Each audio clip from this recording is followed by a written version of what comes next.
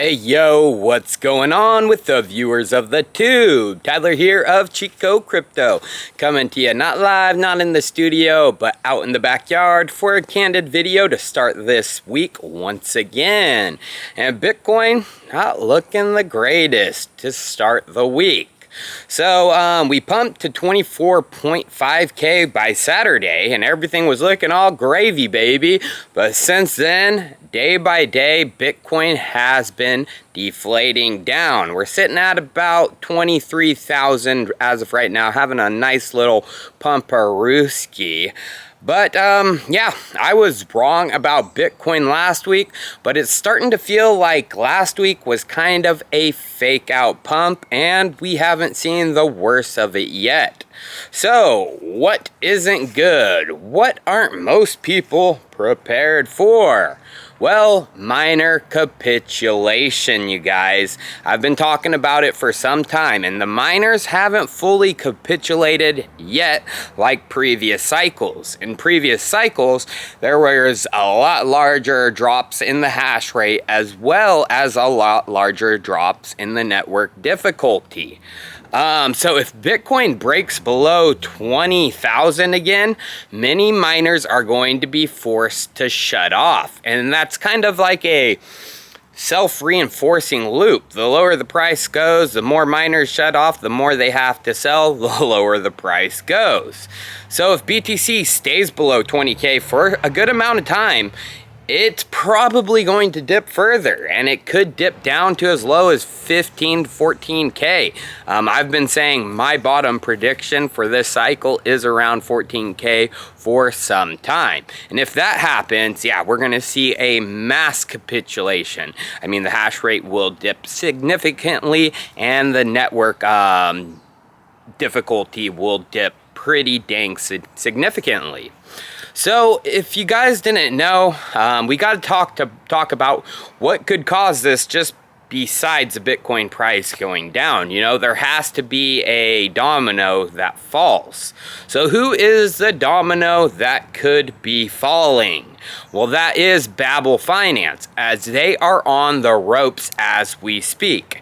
Back in June, when Bitcoin dipped from 30k down to 20k, Babel Finance lost a lot of money. They lost over $250 million of clients' funds. They lost 8,000 BTC and over 56,000 ETH in June. They had to halt withdrawals. I'm sure some of you remember that happening. And as of right now, they are restructuring the company.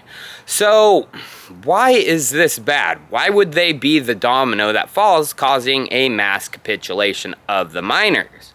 Well, Babel is a crypto lender to the miners. That's one of their main pieces of their business. And so they take, you know, miners' Bitcoin as collateral for loans given to them.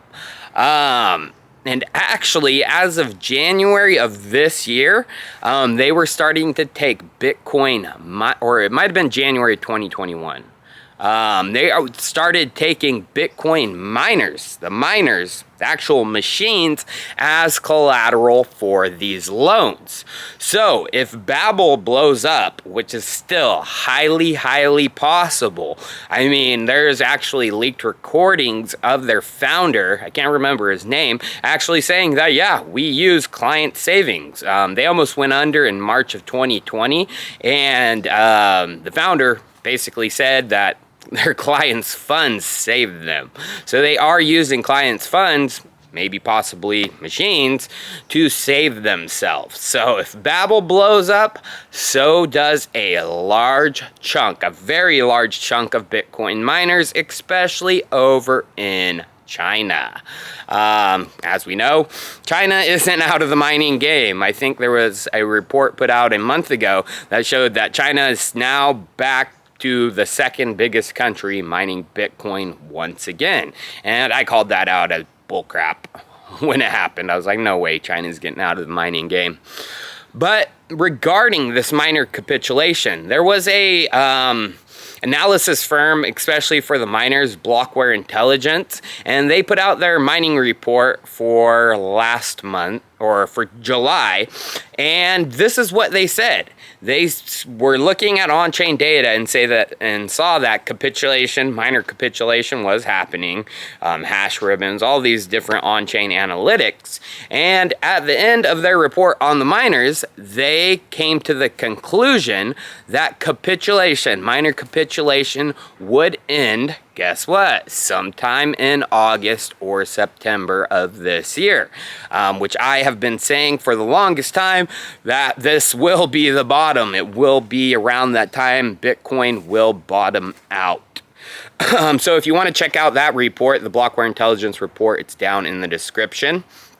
But now let's talk a little bit about the difficulty in hash rate. Like I've been saying, in 2018, hash rate dropped, I think, by like nearly 40-something%. And as of right now, we've only dropped by about like 20 to 25%. And difficulty was a similar stat. We definitely, in my opinion, need to see bigger drops in the difficulty and the hash rate to be near the Bitcoin bottom. And again, I have a feeling we're going to start seeing that here soon, with the bottom coming in August or September.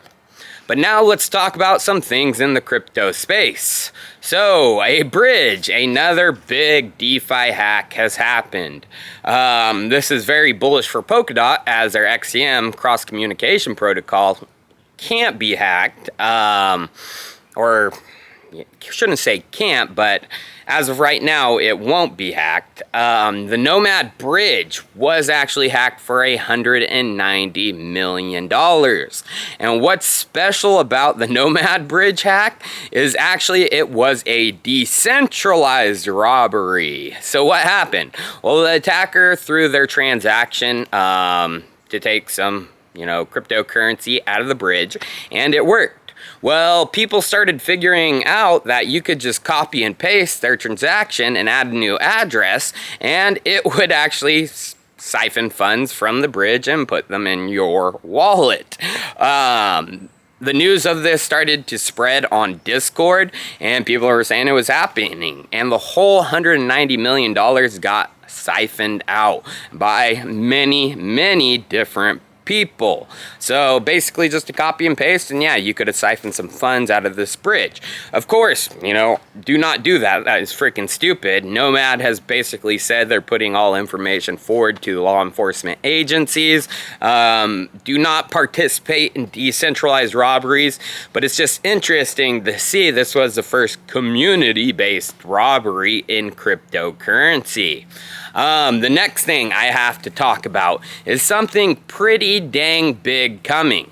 So I've been saying for a while, once the Ethereum merge, it starts, getting closer and closer, things are going to be getting very hairy and sticky for Ethereum. And it's starting, because the miners are going to need a place to go. So I've been saying a lot of the hash rate is going to go to Ethereum Classic, but I also predicted that there would be somebody out there that would fork the Ethereum chain as it is now, because Ethereum Classic was forked a long time ago, and they would try to get some of the hash rate from these miners. Well, there is a significant one coming. It's called ethpow as of right now. And Chandler Guo, who's one of China's largest miners, I mean, he's very, very influential in the mining space, especially over in Asia. He has hinted that, yes, they are going to do ethpow. He tweeted, ethpow is coming, with a group basically talking about it, what looked like in Chinese. So, could this actually, it's not necessarily a bad thing, you guys. So it could mean free money for ETH holders, You guys remember Bitcoin back in the day with Bitcoin Cash and Bitcoin SV, it forked. And guess what? Bitcoin holders, they got free money. They did. Especially during the bull run, it was a pretty good chunk of money. So there's a possibility that if you hold Ethereum, you're going to have some free ethpow, as it looks like it's happening. But one of the interesting use cases I see for ethpow is NFTs, Of course, NFTs are also going to get copied. So, is the original NFT the ethpow one? Is that the OG NFT? Or is it the ETH2 one? So a lot of stuff is going to be coming for Ethereum. I'd be keeping an eye on ethpow because things are going to ramp up very quick. So you guys, get prepared for what's coming, because most aren't prepared. I have a feeling Bitcoin hasn't fully reached its bottom yet, as we haven't seen the full-on miner capitulation. Cheers, guys. I will see you next time.